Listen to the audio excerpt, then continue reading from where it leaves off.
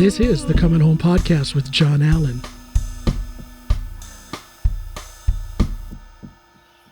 And welcome, everybody, to this episode of Coming Home with John Allen. I am your humble host, John Allen. And today I have with me a very special guest. This guy, well, he'll speak for himself, but in my opinion, this man is a legend. This man is someone to be admired regardless of what you are doing in your life, regardless of what your focus is, because this man, Mr. David Ricks, is the personification of stick-to-itiveness. He is the personification of focus, of drive, of setting goals. David Ricks is a 10-time IPF World Powerlifting Champion, a 30-time USA National Champion. He's in the USA Hall of Fame. He's even in the Summit County Athletic Hall of Fame back home in our area of Ohio. And he is also a current world record holder and national record holder in powerlifting.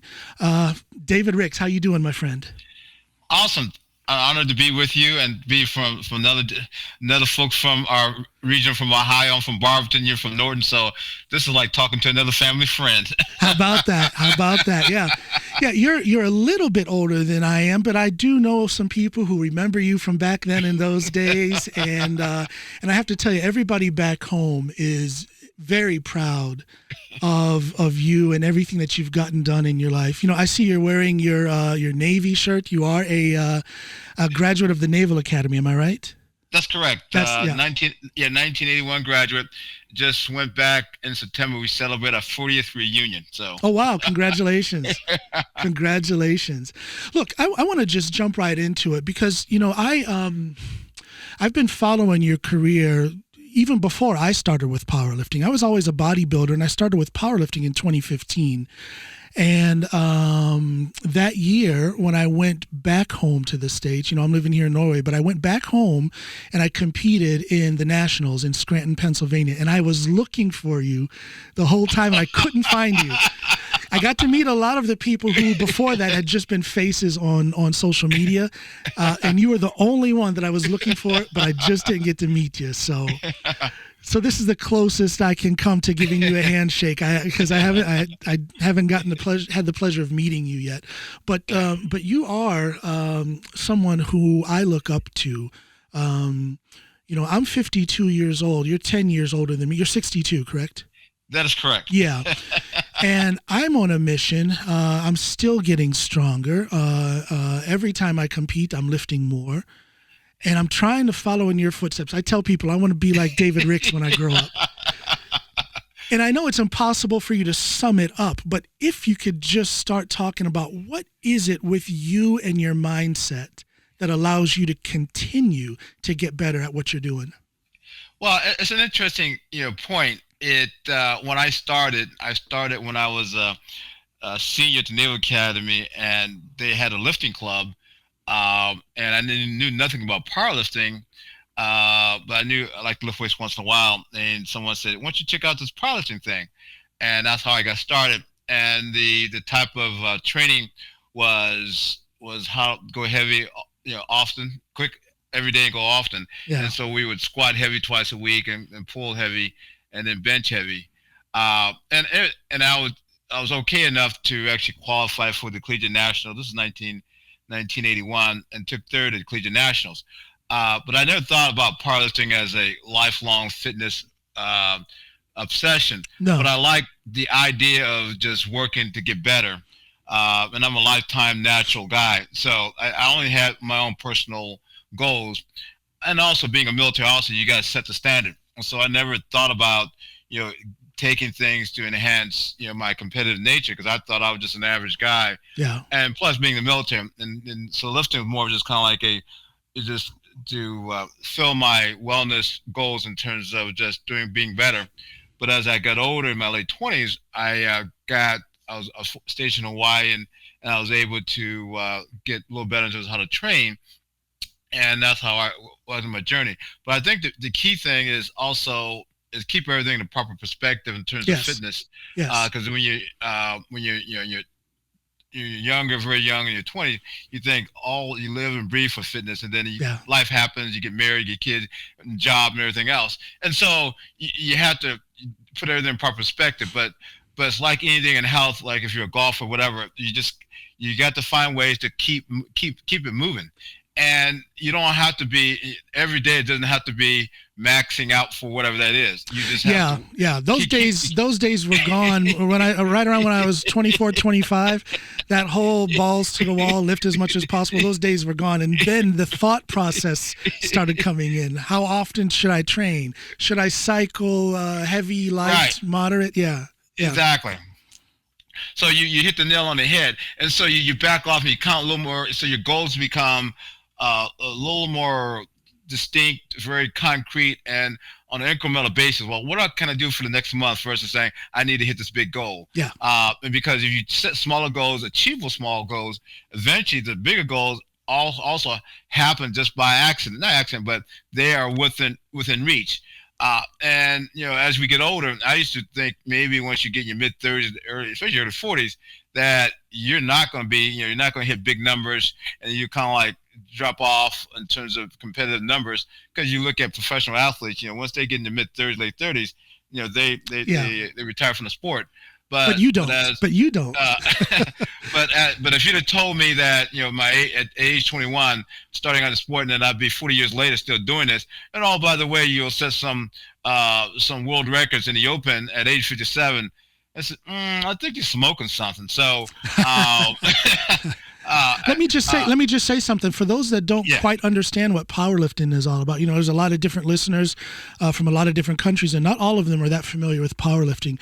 But I want people to understand that you, at the age of 57 and even older, were setting records in outlifting people less than half your age. That's a noteworthy accomplishment. That is an accomplishment that I put up on the same level as the kind of things that that Michael Jordan did in basketball. The kind of things that Barry Bonds and Mark McGwire and those type of guys did in baseball, setting a new stand. Well, the baseball analogy maybe isn't that good because those guys were drug assisted, but you understand what I'm saying. What you are doing, and what you are doing in powerlifting is up on that level of accomplishment. I just want people to understand that. Yeah, and so and it's interesting because I have moving around, job, whatever. I've taken time off the sport, a year plus sometimes, and slowly come back into it. And each time I come back into it, I would reset my goals and just say, hey, let me just see what I can get better every week. And so breaking, I say that unique, significant accomplishment was, I think it was at the Arnold in 2017, setting the open squat record at the Arnold in front of my parents. And so that was one of those, well, if you could, shooting the last shot in a basketball game, the winning shot, but setting a world record in front of your parents, at an Arnold, which is a very, very big public event, that was like getting your cake and eat it too.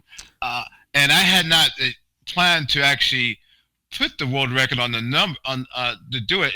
Everything kind of fell into place. It fell into place. You felt good that day, and you took your shot. Yeah. Exactly. So, but my training evolved, and so just a little history about that journey. I did the Arnold in 2014. I was living in Atlanta, and I didn't have great numbers. I had great training numbers, but I didn't do as well as I wanted to at the Arnold. And let me just interrupt here because not everybody will know what the Arnold is. The Arnold is the Arnold Schwarzenegger Sports. It's a sports festival every year. I think it skipped over the last couple of years or something, but every year in Columbus, Ohio, and it's a gathering of different strength sports. So we're talking about the Arnold, the USAPL powerlifting competition at the Arnold Sports Festival. Yeah, there you go. Just want to make sure that's correct. And so they have multiple powerlifting events over those 2-day periods. And I was fortunate enough to be featured on the main stage. Yeah. So I competed in 2014. I did okay, but I didn't do as well as I wanted to do. So a little disappointed. Plus my body was a little beaten up. And so I was March of 2014. And then by that summer, I had a job change.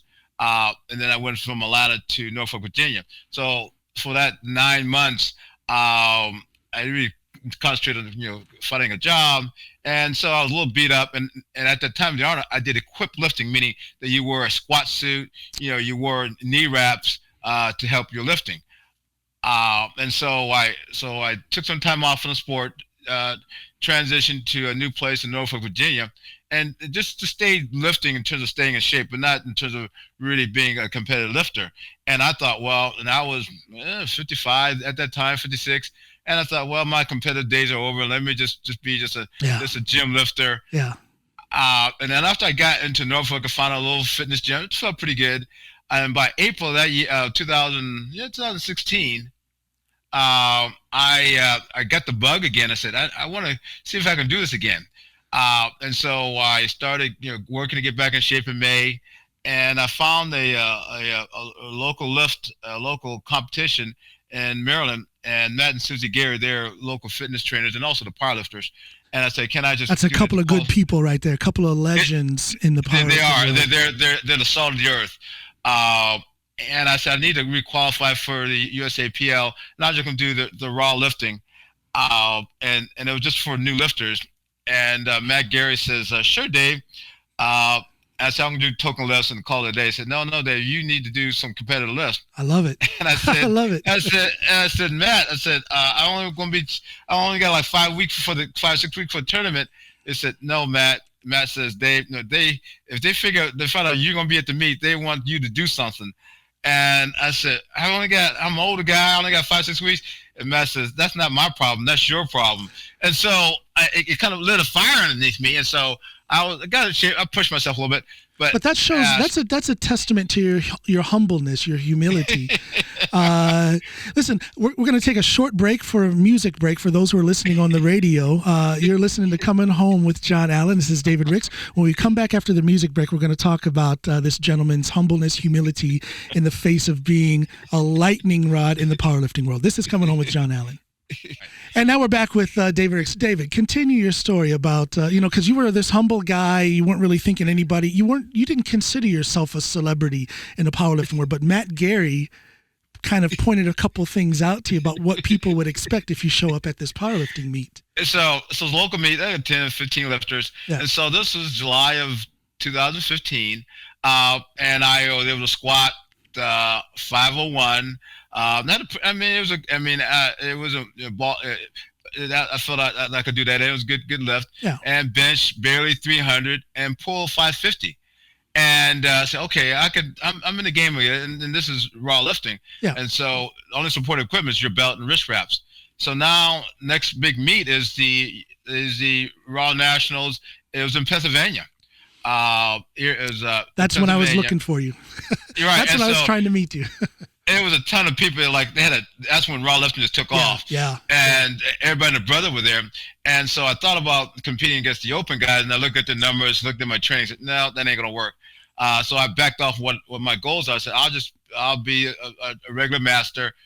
And at that tournament, also Tony Harris was there. And it's been a while since I saw him, and I'll talk about Tony Harris later. That's another conversation. I love that guy. Unique guy. Yeah. And he inspires me. And so I was able to squat, something over 600, pull over 6, and bench about 400. And at that time, looking at the numbers, those are unofficial world records. Yeah. I said, okay, well, I got something in the bank.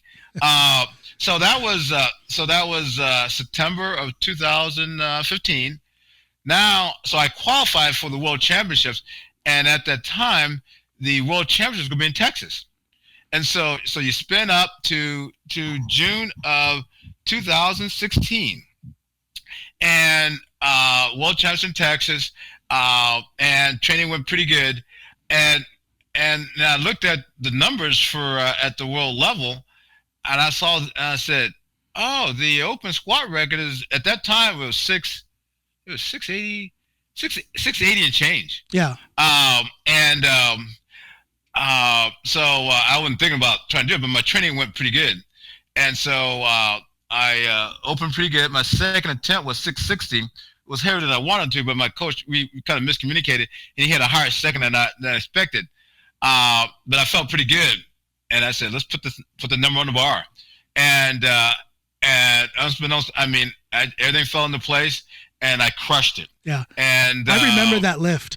I was sitting here at home. I probably had a bowl of popcorn or ice cream or something, and I was watching that whole meet, and I remember specifically your lift, man. What an accomplishment.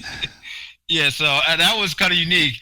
And so so I benched pretty good. So I get to the deadlift.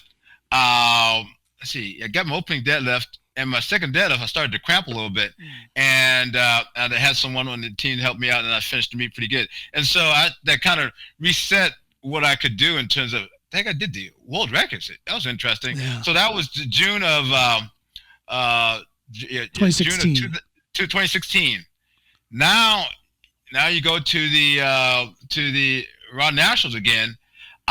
This time is in Atlanta, and training went pretty good, got better, and the gentleman who's the top kid, I started to compete in the Open. I said, I think I'm pretty good. I can give these young guns a run for the money. So I put my hat in for the in the Open, and Jesse Norris was the guy, and so he's a stud. Jesse Norris, yeah. Right, and so I squatted very well. I hit a 705 squat, bench pretty good, somewhere in the mid of 400s. Now we get to the deadlift, and so Jerry Seal, I think he only hit his second squat. I think 750, but he missed his second deadlift, and so I'm just lifting. Me and the coach I had, we're just lifting just among numbers. Well, I hit my opening deadlift. I think something was 6. I missed my second deadlift. It was 670 something, and he says, well, "How you feel, Dave?" And I said, "I'm pretty good." He says, "Well," Jesse missed his second deadlift. Do you want to push this?" I said, "Sure." And so and I remember it's like it was yesterday. And so we go to my third deadlift, and it was the first time they had, we call it prime time lifting, yes, where they had the top lifters lifting basically at the end of the day at the top, whatever. Yeah. And so the crowd was pumped. It was room full, standing room only. They had the music. Yep. And they had the MC that USAPL uses. Gino. The guy's name. Gino. and I was standing in the doorway. I said, if I died and went to heaven, I'm done. This is perfect. I mean, it was one of those things like, God, I can't believe I'm still here. Yeah. And I was able to hit my third deadlift, which forced Jesse to pull his third deadlift. If he didn't hit that, then I would have taken first place. And so I was happy just to be, to compete as this young kid taking second. Yeah. And Jesse was only like 21, 22, something exactly. like that. Oh yeah. And you at that time were what? 57. 56. Yeah, 56. 56. Yeah. 56. And I said, wow. So I was, I was ecstatic. And so that's September of 2016. But I had qualified for the World Championships, and then in January I got this notice from Australia to compete at they had a Australian Invitational, and that was end of April, and they said, we'll pay for your ticket, we'll pay for your wife. I said, sure. Well, the Arnold's coming up, and I didn't, and I said, oh shoot, I think I overbooked myself. And so the Arnold's the beginning of March, and I trained, working pretty good. And it's a unique event, like you said, it's the who's who in powerlifting, especially USAPL. And my parents are close enough that they can be there. And I always want to make sure that I can, pay them homage in terms of what they provided me in terms of raising me. And so I always try to, push myself. Yeah. And so, is that where it comes from? Is that where this resolve comes from? This focus and this desire to push yourself? Does it come from your upbringing? You're telling us about this journey, and you're such a humble guy. You're kind of just glossing over all of the work that you had to do. But it's the work that you do. It's the focus that you have that inspires people. Where does that come from? Well, it's just like, we come from small hometowns, and, when you come from that type of culture in terms of everybody knows everybody, and it takes a village to raise a child. And so I'm a byproduct of course, my family and my parents, but the community that I raised in. And so that type of work ethic never goes away. And so when I started, get back into raw lifting, and I was in Norfolk, and I was a good fitness gym, but I found a power gym, and they were locked in terms of working heavy, whatever, Yeah. and a power gym type of culture different from a fitness gym. It's very different. Very different. A fitness gym, basically, you're on your own, and you know who might show up. And if you want to do a heavy competitive lift, you're kind of on your own, and you look around for people to help you. They kind of like turn their heads away. It's like, no, it's a little too heavy. And a lot of times you go too heavy, you might hurt yourself. Yeah, I can attest to that. I remember after I got out of the U.S. Marines and I moved to the Chicago area, and that's when I met Ed Cohen. And I was fortunate enough to be, and even though I was a bodybuilder at the time, I was fortunate enough to be able to train with him and his crew over there at Quad's Gym in Calumet City, just outside of Chicago. And he's a legend among legends. Well, absolutely. And what was impressive was the atmosphere around him. It was a whole crew of guys, maybe 10, 12, 15 guys. They were all power lifters, and that community feeling where everybody would help each other. There was always somebody to help you with a lift off or with a spot or anything. And that's that kind of powerlifting atmosphere that you're not going to find in most regular commercial gyms. Yeah, you're right, because everybody has their own goals, but you're right. There's kind of like a community of we all want to push ourselves to wherever a personal higher expectation, and we all need help sometimes. And so when someone says they need help, everybody's locked in. They'll stop what they're doing to help that person, because there'll be a point in time, whatever you do your workout or training somewhere another day, that you may need help. And we're brothers and sisters of iron. I will leave it at that. Absolutely. And so, it was very admirable to see how Ed and those guys trained together. And like I say, I was a bodybuilder, but I came in and I would squat, bench, and deadlift with them. And that's actually where I got my first taste of the heavy lifting, was squatting, benching, and deadlifting with Ed and his crew. It's just odd that after, it took another 20 years before I started powerlifting, but But the atmosphere, you're right. In a power gym, when you're doing a heavy lift, you transition from just casual, let me work out the weight, to okay, I have to lock in. Yeah. And so your mental focus, your mental acuity kind of sharpens, because you cannot casually attack the weight. You have to be locked in. I say that powerlifting, as physical as it is, it's almost equally mental. Visualization, focus on technique and all these things, because if you don't have that, you'll end up getting hurt eventually. So the mental aspect is almost as important as the physical when it comes to powerlifting. Yeah, because when you're moving weights multiple times, your body weight, any little mistake, you can easily hurt yourself. Yeah. And so I found a power gym, and it kind of got my really fine-tuned my lifting technique again, and it kind of got me a new energy of life, pushing myself, and said, I still got something to think. I could do some things. So now we get to the Arnold 2017. Before you get into that, I have to take another music break. Sure. Sorry to interrupt. People, we'll be back. We're going to have a couple of songs I'm going to play off for you. This is Coming Home with John Allen, and my guest is David Ricks. We'll be right back. And we're back with David Ricks. Yeah, you're up to the Arnold in 2017. The Arnold. Wait, 17? Wait, 17. Yeah. And so then the world record had moved to a higher number. And so I was on a big stage, and also Tony Harris was on a big stage. And so I opened pretty good. I think in the lower 600s. And then my second attempt was 680 something, I think. And so I had a third attempt, and in powerlifting you can choose your own numbers. And I'd done 705 or 320 kilos at the U.S. Nationals in Pennsylvania, and so 320 kilos, and your weight class was 205. 205, yeah. 205, and so and I said, well, this might be my last chance to do something on a big stage. And I said, I want to go a little higher than that. And I felt pretty good training wise. And my parents were there, and I knew the world record was not that far off.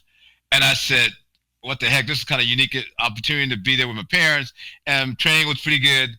And the second attempt, 687 felt pretty good. I said, so I put the third attempt in, was the world record. And everything fell into place. And I was able to hit the world record. And that was, to do that, the world record in front of your parents is kind of unique in the sport of powerlifting. That's and so beautiful. I was fortunate, blessed to do that. So that's, if you'd have told me when I took time off in 2014 that almost 3 years later that I'll be breaking the squat open record, and after my first meet back squatting 500, go from 500 to almost over 700. Ooh, I don't know if that type of goal setting is way beyond. That's really a little too aggressive in your goal, especially as a master lifter. But if you set, go ahead. No, I was going to say, but when you set those kind of goals, this is what I've learned. Maybe not right away when I started powerlifting, but relatively soon after I started powerlifting, I started to realize that I'm stronger than pretty much everybody in my age group, and weight class. So there was an adjustment in my mindset when it came to setting goals. Now, it's important to not get greedy. You still have to be realistic. But didn't you come to a point where you realize, hey, I'm strong. I'm stronger than most people in the world, my age or weight class. And then didn't that do something with the goals that you set for yourself, that you did start reaching a little bit further than what you used to? Yeah, you're right, because especially as a master lifter, you have your goals are basically your personal goals. But when you think you really push yourself, and we all will come a point in time in terms of our athletic career that things just you have to back it off. Yes. But when you think you still can set some higher goals, life is too short from my standpoint. Yeah. And you're on this place of earth to help other people, and you got to use all the talents that you got. And I start saying, wait, I think I have an opportunity to do this. So, and what it does, it drives your passion, it drives your dedication and your energy, because hey, if I want to hit this goal, I've got to do the work. Yeah. And the work got to be on a daily basis, incremental basis, in order to hit that goal. And so, if it was just staying in shape, then okay, you're a little more casual in terms of your training, your intensity, and your dedication. Yeah. But you said, well, 4 months from now, I want to be at this level. I want to be able to have the opportunity to hit this goal. Well, in order to do that, I say, okay, well, here's a week of a 9-week cycle. Week number 1, this is what I got to do. Week number 2, this is what I got to do. And so you set a weekly goal. Yeah. And then at the end of that journey, you say, I think I'm pretty close because I'm hitting most of the goals. I'm a little off, but you're not that far off based upon your plan. So you got to have a plan in order to hit that goal. That plan is important. I say this all the time. As much as I love the actual action of powerlifting, I love almost just as much the process of planning like an 8, 10, 12-week cycle. I love sitting down, pen and paper, and writing out my plan. And right away, I'll start visualizing what I need to do to accomplish each week of training. So that can also be that mental training that you will need when the competition day comes, when you're going for that personal record or for that world record. Every week to me is a new mental training exercise. It's a new, we talked about long-term goals, but every week in powerlifting for me is a short-term goal. I have to accomplish this that I have planned for myself. And then you have to do that self-analyzation. Well, what can I do? Okay, I can do this, but let me push myself to do 1.5%, 2% more than what I think I can do. And that's how you get better. You're right. And so, and sometimes you have to check the ego and make sure that don't get greedy. Don't get greedy. So I'll use a recent case in point. 3 weeks ago, because I'm training for a tournament at the end of February. And so Friday night is normally my squat night. And so I was just 3 weeks ago, I was working up, and the goal was a squat, I think 290 kilos for 5. So as I'm warming up, I get it to 225 kilo, which is 500 pounds. And normally I don't have a spotter because I think I'm okay with that. Well, I was my technique was a little off, and after the second rep, I got a little forward. I was using a monolift, which doesn't have supports on the sides, Yeah. And next thing I knew, I was leaning forward and I dumped the weight. And everybody in the gym was like, "Are you okay? Are you okay?" And so, luckily, I didn't hurt myself, and I scraped the head a little bit, but no bleeding, whatever.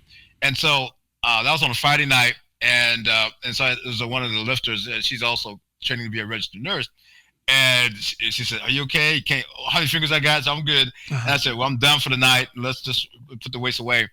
But I'm training for something at the end of February, so I said, and so the next day pops up, and I had nothing on my calendar, and I said, "Should I go back to the gym?" I said, "What the heck? Let me see what happens." Now that right there is a champion move. That is what champions and legends do. And so, this is about 10 o'clock. So I'm driving to the gym, and I get a text message from the lady nurse, to make sure I'm okay. It says, "How you doing?" "I'm doing okay." And I didn't tell her I was going to the gym. And so, so I get to the gym. I'm warming up.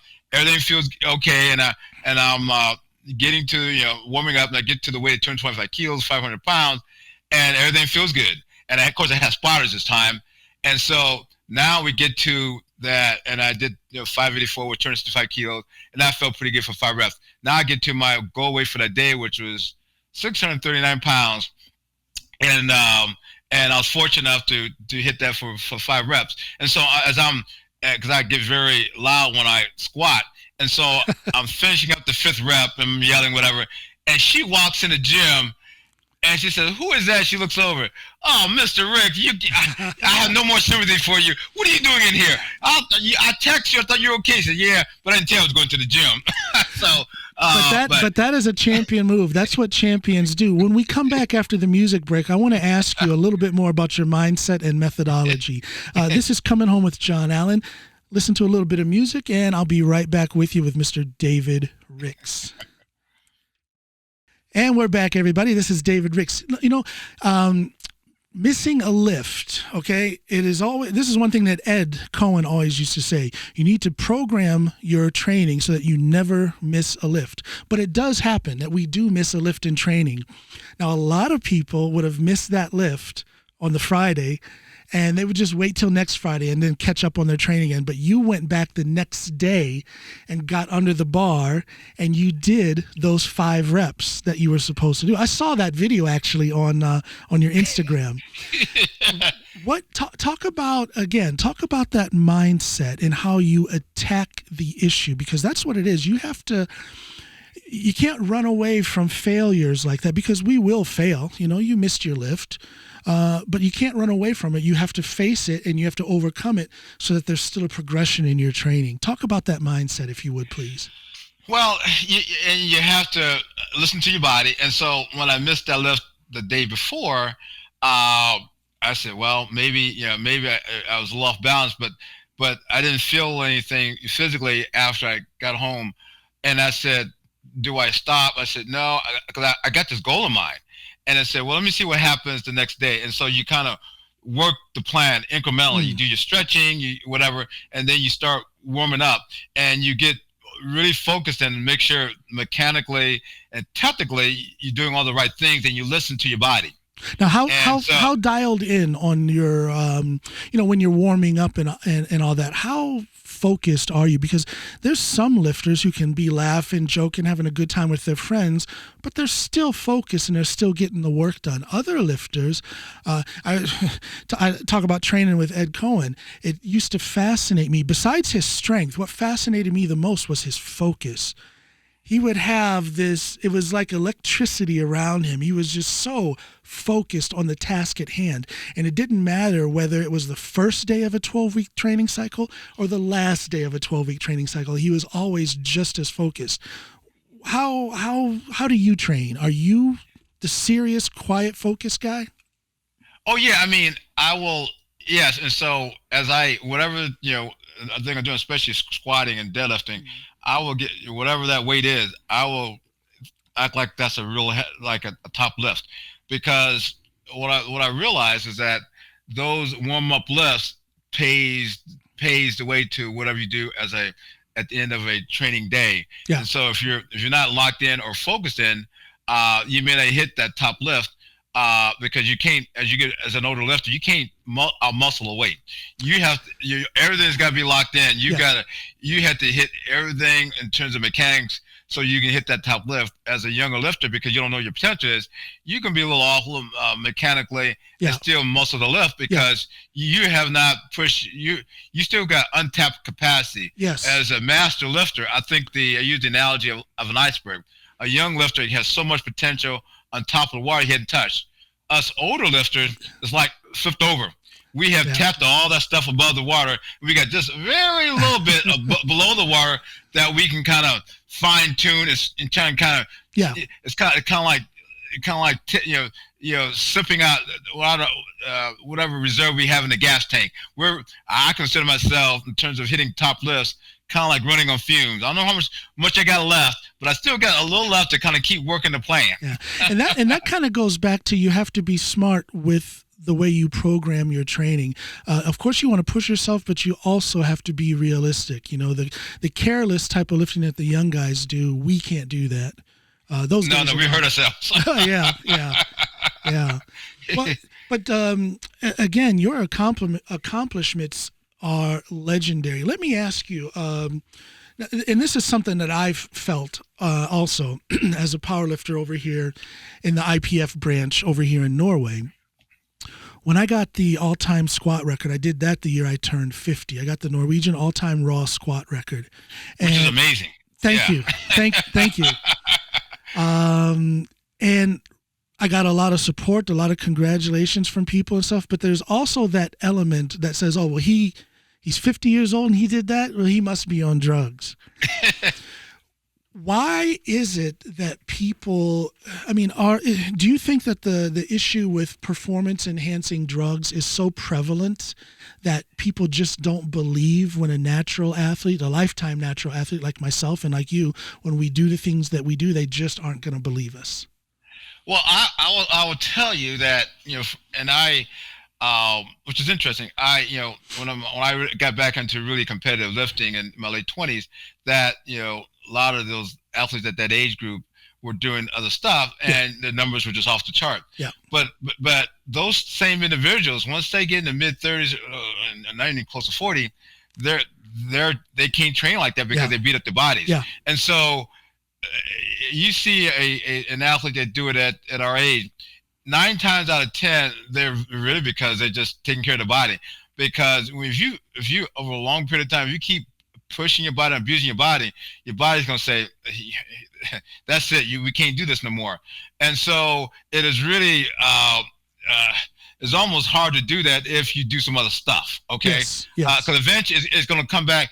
It's like there's a commercial called the oil from oil filter. Pay me now, pay me later. So if you don't take care of your body, it's going to come back to bite you. Yeah. And so if I was, overdoing and overtraining, as soon as there's no way I'd be doing, the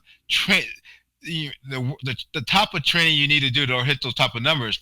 Your body can't handle that type of volume, because just your body says, I'm done. Yeah. And you can do do a push, a limit, one day in the gym, one day and call it a day, but to do a 9 to 10 week training program and that type of slow progression, type of intensity, your central nervous system got to be in check. And so you said a key word: slow progression. You have to be patient.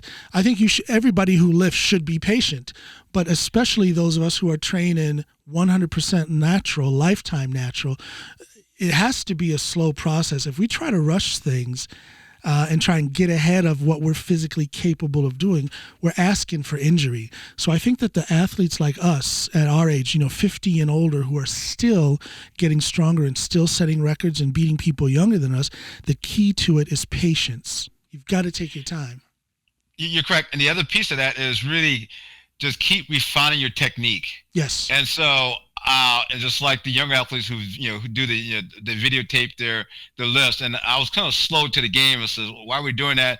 And then I realized when you look at your tape, after you get out of the gym, it's like, okay, I need to do this, I need to do that, and so it helps you to kind of coach yourself in terms of where you're missing some stuff. Yeah. And so so you have to be a student of your own technique in terms of your own process.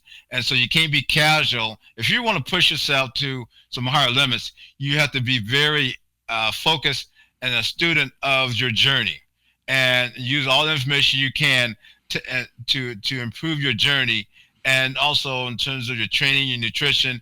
And like today, after this call, later this morning, I'm going to my favorite chiropractor, Dr. Demio, down at Fort Lauderdale, and he's Preventive a great guy. maintenance. Preventive Exactly. maintenance. Yeah. And I didn't, when I early in the sport, I heard about chiropractic. I wasn't a student of it, and then I injured myself, and I went to this guy, Dr. Jerry Mullen. He's in Cincinnati, Ohio, but he was in San Diego, and he was a powerlifter. But we met during the meet, and so I went to him, and I tweaked my knee a little bit, and so I went to him, and he said, I took my shoes off, and he said, I'm going to look at your feet. And I said, Doc, there's some trouble with my knee. He said, Dave, you're an engineer. I don't tell you how to build bridges. Don't tell me how to be a doctor. I said, okay. And so, and I'm a sumo deadlift if you take a very wide stance. And he felt underneath my arch, and my arch was very tender and stiff. And what happened, I was using a flat shoe like normal parts to do for sumo deadlifting, but I have weak arches, and my arch collapsed, which caused my knee to try to compensate, and I was a little, and it tweaked my knee. And he says, and he worked on it, and I had a meet coming up in 2 weeks, and so he worked on it and said, you need to wear a shoe with arch. And so for that meet, I went to do a conventional style where you feed it together. But ever since then, I've always wore a shoe with an arch. Okay. And the injury has never recurred itself again. But when I think I'm a little off mechanically, I always get a tune-up 2 or 3 times right before a major event. I see. Because when you're pushing your body, yep. Sometimes you get out of sync, and all of a sudden your skeletal frame is out of sync. You don't realize until your muscles try to overcompensate. Yeah. That's where you get the injuries. And these little maintenance things, these little things you do to take care of your body, whether it's a chiropractor or a massage or acupuncture, for example, those little things are important when it comes to longevity. I need to take another music break. When we come back, David, I want to ask you about how does your powerlifting mindset, how do you apply that to your day-to-day life? We'll talk about that when we come back. This is Coming Home with John Allen, and I'm talking with David Ricks. Welcome back, everybody. This is David Ricks. I am John Allen. This is Coming Home with John Allen.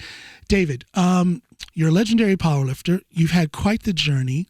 There's a lot of things that have to be taken into consideration to have the type of accomplishments that you've had in powerlifting. There's a lot of mental focus. There's a lot of physical exertion, and all of that demands a certain mindset. How have you seen that your powerlifting mindset can be applied to your day-to-day life, your family life, your social life, work? What do you say? Well, that's a very good question. And so I am a registered professional engineer in 3 states, Minnesota, Ohio, and Florida. Currently, I reside in Florida. So during my and I did 20 years in the Navy as in a Civil Engineer Corps, and so the lifting part of my journey in terms of it really is my mental wellness, because it helped me release the tensions from work. But that journey in terms of having a plan and being mentally focused in terms of how to work that plan translate to what I do in my daily job, and as working on leading a team, working on problems, and you break up those issues and problems and how to lead a team. You break it up in small increments, and knowing that what your overall goal is, you break it down into small increments that if you work the plan and follow the plan, you can get there. And so one of the unique things that I really enjoy is part of my military background is leading teams. So currently I'm the county engineer in Palm Beach County, leading a team of about 400 plus individuals. We do transportation infrastructure in terms of transportation planning, in terms of the street network and capital programs, stuff like that. And then we have about a 5-year capital program, about almost $400 million. But when I started there, that's a lot of responsibility. Yes. Yeah. When I started 4.5 years ago, I was new to that area, but I said, we need to go through a strategic planning process so I can learn about the organization, and also the organization can learn about me. And so I had a consultant come in and help engage the organization, and we after about 5 months we developed a rough strategic plan. and we had people work on the goals as a team, and that evolved in the following year, where the plan was really progressing at a very high rate, and Yeah. we updated the plan just by the internal people. But the key part of it, that you want to give people an opportunity to use their talents in terms of excelling within the organization. But you have to provide them a structured process so everyone's working on within the same plan. A structured And process. Yeah. and so training, in terms of what I do in powerlifting, we're setting goals. I had to have a structured plan if I want to hit that goal. Yeah. And so you break it up in pieces, and then once you break it up in pieces, well, I could do this on a week to week basis. Same thing on leading in teams, working on issues. You break it up in pieces, and that we all can kind of say, instead of thinking about this is too hard to do. So if we break it up in pieces, oh, well, we can work on this, and eventually you accomplish the ultimate goal. And so it allows you to become more patient to There you go. to work the plan. Back to being patient, back to not being greedy, back to having a systematic approach to the task at hand. That's applicable both in the powerlifting world and in your work environment or in your day-to-day life. There you go. See? And I say this for I'm a student of mindset. And to me, it's fascinating that I can go out in my garage. I have my own gym here at home. That I can go out into my garage, and based upon how I perform in my training, it's going to teach me a lesson, or it's going to give me a certain amount of sense of accomplishment that I can carry with me throughout the day. And then if you just expand that from carrying it with me throughout the day, I carry it with me throughout the week, throughout the month, throughout the year, throughout my life. So the lessons that one can learn about oneself in powerlifting can be used in day-to-day life. I'm saying that for the benefit, you and I know this, but I'm saying this for the benefit of all those people out there listening who are wondering, why in the heck are we listening to these guys talk about powerlifting? I don't think we're just talking about powerlifting. We're talking about life, because life is a series of lessons. Life is a series of tasks that we have to overcome. Same thing as in powerlifting. Yeah, you're right. And so because we had an internal meeting with our staff in terms of career goals, and there was a video from someone that we showed before we had an internal meeting with a lot of our younger employees. And traditionally, you say the career is like a career ladder. You hit these steps, you go up. But reality is that your career is kind of like a squiggly line. And yes. And so you never know where your career may take. But I think the key aspect of it is that you had to set smaller goals and be incremental. And we had a gentleman, and he's an amazing individual. I met him a couple years ago. We had him on the Zoom meeting.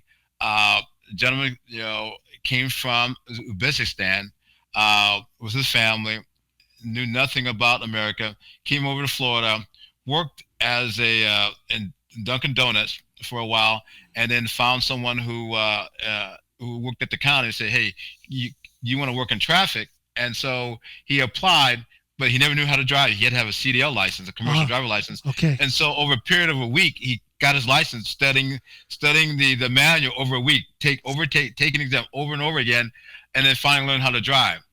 Now he's been here about 9 years, but he got that, he got a job, and when I met him a couple years ago, he was working one of our very expensive bucket trucks that you get in the bucket truck to maintain signals, and now he recently just got promoted. But and he knew very little English when he came over here, and now he speaks reasonably well. But his big thing is that he had an opportunity, and he just worked it. Yeah. He set incremental goals.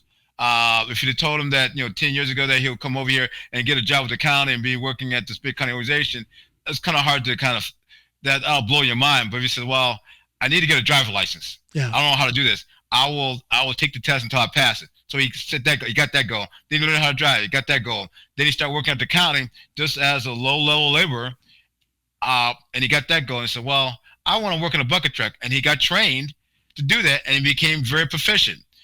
And so his journey is amazing in terms of dedication and just this passion. And so you can take that type of lessons learned about how do we move forward in life, because life is always a series of different experiences. And so and things are positive, things are some challenging, but irregardless of what happens, and then you hear a quote is that your reaction to something in terms of your attitude challenge in terms of how well you perform. So Yeah, things will happen in your life, but how do you react to it and how do you adjust to it is really will set your journey. And so absolutely. Amen. uh, and so, for example, when I left Atlanta, I had a unique job change, and I was kind of forced upon me. I really didn't want to leave Atlanta, but it was forced upon me. And so I went to Norfolk, and it was a great job, great people, but it gave me an opportunity to kind of reset myself. Yeah. Great people. I got back into the gym, started working out a little bit, and I did that pretty good. And then I had an opportunity to come to Florida, but the experiences in Norfolk set the stage for me to have Yes. an opportunity to be in Florida. I would never anticipated that, but it just But because sometimes success, or I'm sorry, sometimes strength can sneak up on you, and successes can be hidden. In other words, sometimes people get caught up in the stress of and all of these challenges that they have. But if you can kind of try and have a different approach to adversity and challenge and look at it as an opportunity to learn, which will then strengthen you in ways that will put you better positioned to handle new challenges that come further down the road. Am I right? you hit the nail on the head exactly, and because you never know what occurred in the future, what the future potential may be. That's right. But if you just kind of just work the plan and just work the issue and Yeah. be positive in terms of how you adjust to it, and you'd be Yeah. almost blown away in terms of what doors will open for you. Let me take another music break, David, Sure. and we'll use the last 5 or 6 minutes. I want to talk about some things that you have coming up. Everybody, this is David Ricks. My name is John Allen, and you're listening to Coming Home with John Allen. Here's a little bit of music for you. And we're back with David Ricks. David, these last few minutes, I want to ask you, what do you have coming up in the future? Haven't you been doing a series, or you're planning a series of seminars with Tony Harris? Am I right? Yeah, Tony Harris and Greg Page. So we kind of put them on hold, but we'll probably start them back here probably in the near future in terms of because we have a lot of experiences to talk about in terms of how to the powerlifting journey and how to do the longevity of the sport is the key thing. And so Greg that's what we want Page, to do. by the way, because I went to USAPL Nationals in Scranton in 2015, and I didn't know anybody. I was a Right. USAPL member, but I was living here in Right. Norway, so I didn't know anybody. And I'm kind of wandering around. I didn't really know this was my first big meet, and Mr. Page took me almost literally by the hand, and he helped me. He was my coach for my first USAPL meet. So I want to just give a thank you to Mr. Gregory Page, another fellow Ohioan. So Yeah, he's the salt of the earth. He And is. just He's a good guy. the best of the best, and he's on the executive committee at USAPL. Just one of the best of the best. So you guys are planning a series of seminars or classes? Right. Yeah. And so we haven't set it up yet because of COVID and everything else, but we'll get back on that and do that. Coming here pretty soon. You three are the top. I think most powerlifters in the United States, at least in the United States, would put the three of you in the top 5 powerlifters of all time coming out of the United States. So I challenge everybody, whenever David and Gregory and Tony put together this series of seminars, that you guys try and check it out, because you will learn something. And again, I hope people understand that you don't need to be a powerlifter to learn those kind of lessons. These are lessons that are able to be applied into your day-to-day life. David, I always ask my guests a couple of questions or a couple of things that I'd like them to do for me. If you would, I'm going to ask you a question, or I'm going to say 3 words rather, and I would like for you to fill out the rest of the sentence. Okay? Okay. You ready? Go ahead. David Ricks is... Oh, good gracious. I'll just say just a humble athlete and father and and husband. Yeah. Humble father, athlete, and husband. And humility, how important is humility, and how important is it to be humble? Many people get carried away in their successes, and it kind of overshadows their journey that it took them to get there to those successes. Well, I think as you get a little older in life, you realize things could change in a heartbeat in this recent COVID challenge that we've had Yeah. 2+ years. Yeah. Everybody has knows somebody who has a family member who's been affected by it.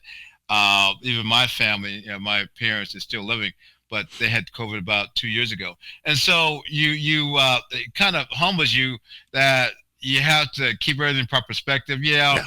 I would love to set these major goals, whatever, but if everything else is falling hell in the handbasket, what good is it? And Right. so you kind of keep everything in proper perspective in terms of your family, your work, and everything else. And these other things are kind of like icing on the cake. Yeah. I mean, you can do well in that. If it happens, if it doesn't happen, you think about the blessings you have in life, and just keep it simple.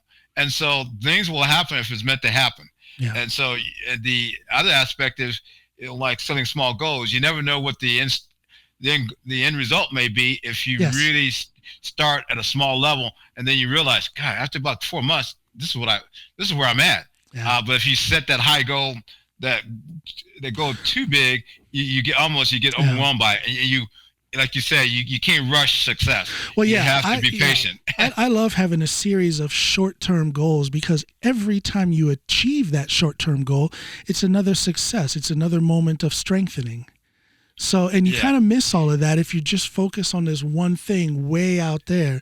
You also it's okay to think about tomorrow, but you got to take care of today first. So short-term goals, I think, are the key to achieving those long-term goals. And long-term goals very often are you're surprised by. You didn't know that that's really what you were going after, because you're focusing more on today and the short-term goals. Exactly. So it's but the thing I enjoyed about the sport is just the people you meet, because it's Yes. not the lifting, it's really the people and experience. Yes. And everybody in the sport, no matter what country you're in, whatever, it's like a family reunion. Then when you get together and you find out what people are about, and what motivates them. And so that's what I enjoy about being in the Yeah. sport for as long as I am, is just the people I've met and been fortunate enough and different experiences. And so that's Yeah. what I find the true blessing of the sport. Well, and you are a true blessing to the sport of powerlifting. And I mean that from the bottom of my heart. Everybody loves you, David Ricks. You and I, like I said, I haven't been able to give you a handshake and a brotherly hug, but I feel like I know you. We're from the same place, practically. Two neighboring rival towns, by the way, when it comes to sports. But every time I talk about you, I've told some people I was going to have you as a guest on my program, and everybody's face lights up, and they all tell a David Ricks story. So and look at him, everybody. He's so humble. He doesn't. He almost doesn't want to talk about this. But it's true. People love you, David. You are an inspiration to a lot of people. You are a blessing. You are. Yeah. So I have to leave just one quote. So I went to the recent World Championships in Sweden, and there's a whole big story about wouldn't go or not go, but I was fortunate enough to compete there, and just the people that I met. And so I eventually was able to compete and win my 10th World Championship. So the day afterwards, so I'm walking around talking to some of the other master lifters, and there was a female lifter from Canada, and it was an interesting comment. She says, David, I don't know where you get that energy, that intensity. If you can bottle that up and give it to me, I'll take it. Bottle it up and sell it for $1.